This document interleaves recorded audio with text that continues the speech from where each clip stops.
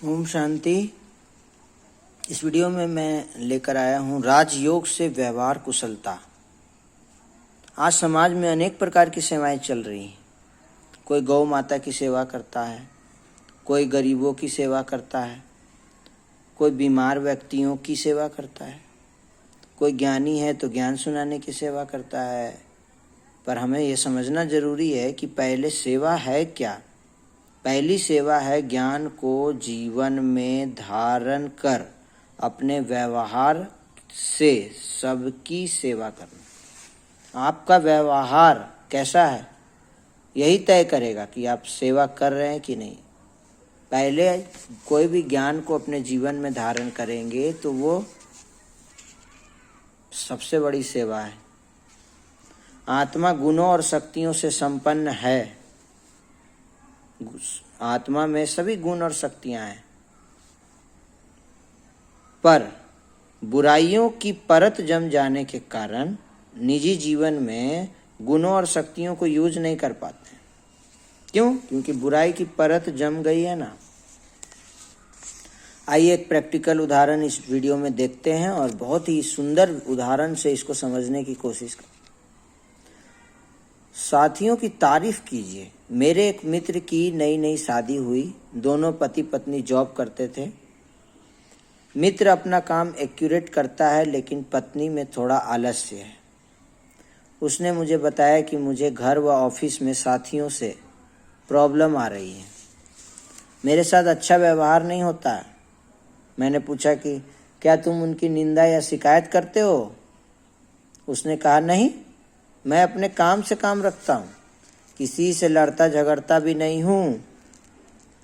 मैं समझ गया कि इसका कोई पूर्व जन्म का, पिछले जन्मों का हिसाब किताब सामने आ रहा है। मैंने पूछा कि तुम ऑफिस में क्या क्या करते हो? तो उसने बताया कि ऑफिस में सबके अपने अपने कैबिन हैं और एक दूसरे से भी काम पड़ता रहता है। समय मिलने पर अपने हिसाब से चाय बनाते हैं और एक अलग से पेंट्री है। मैंने पूछा कि क्या पेंट्री साफ रहती है? तो वह बोला कि अच्छी तरह से नहीं, दिन में एक बार सेविका आती है, सफाई करके चली जाती है और लोग फिर बहुत कुछ फैला देते हैं। फ्रिज तो कुछ ज़्यादा ही गंदा रहता है। मैंने बोला कि कुछ दिन मेरी सलाह मान करके देखो और साथ साथ ब्रह्मा कुमारीज में जाकर राजयोग सीख कर उसका अभ्यास शुरू कर दो। कल से ऑफिस थोड़ा जल्दी जाओ। सेविका को साथ लेकर सारा फ्रिज अच्छी तरह साफ करो। क्या मिलकर पेंट्री साफ कर सकते हो? वह थोड़ी हिम्मत करके बोला, ठीक है। मैंने कहा कि साथियों के कार्य में भी सहयोग दिया करो। जब कभी मौका लगे उनकी तारीफ किया करो। तो उसने बोला कि यह तो बहुत मुश्किल है, मेरे से किसी का तारीफ नहीं होता है। तो मैंने कहा कि यही जीवन जीने की कला है। ईश्वर ने सबके अंदर गुण और विशेषताएं भरी हैं। आपको उनके गुणों को चिंतन में लाना है। फिर देखना आपके मुख से स्वतः ही उनकी विशेषता निकलेंगी। कोई आपकी बुराई नहीं करेगा, आप भी किसी के नहीं करोगे। आप कहोगे कि यह तो चमत्कार हो गया। देखिए कैसे परिवर्तन होता है। कहाँ नेगेटिव वाइब्रेशंस में थे, अब पॉजिटिव वाइब्रेशन हो। यही फॉर्मूला आपको अपनी पत्नी पर भी लागू करना है। जैसे आप शादी से पहले अकेले रहते थे, वैसे समझो कि मैं अब भी अकेला हूँ, कोई नहीं, अब भी अकेला हूँ। पत्नी तो ईश्वर ने मुझे इसकी सेवा करने के लिए दी है। वह बोला, ये कैसे हो सकता है? मैंने शादी उसकी सेवा करने के लिए की है।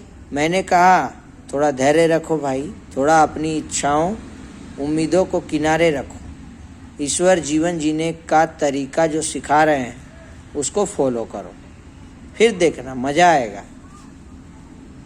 हर दिन यह देखो कि जो भी काम वो सहज भाव से कर दे वो ठीक है, बाकी चुपचाप खुशी खुशी आप कर दो।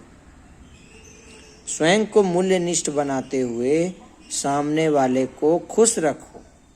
यही जीवन जीने की कला है। तो देखा आप लोगों ने इस वीडियो में इस प्रैक्टिकल उदाहरण से कि कैसे राजयोग से जो ब्रह्मा कुमारी में इतने सालों से सिखाया जा रहा है फ्री ऑफ कॉस्ट, कैसे इससे व्यवहार में कुशलता आ जाती है और हम नेगेटिव से पॉजिटिव हो जाते हैं। तो इसको हम लोग अपनी ज़िंदगी में भी शामिल करें और बहुत आगे जाएं, बहुत तरक्की करें। आप सबका जीवन बहुत खुशहाल रहे। राजयोग का अभ्यास कीजिए, ब्रह्मा कुमारी सेंटर पर आइए। ओम शांति। फिर मिलते हैं नए वीडियो में।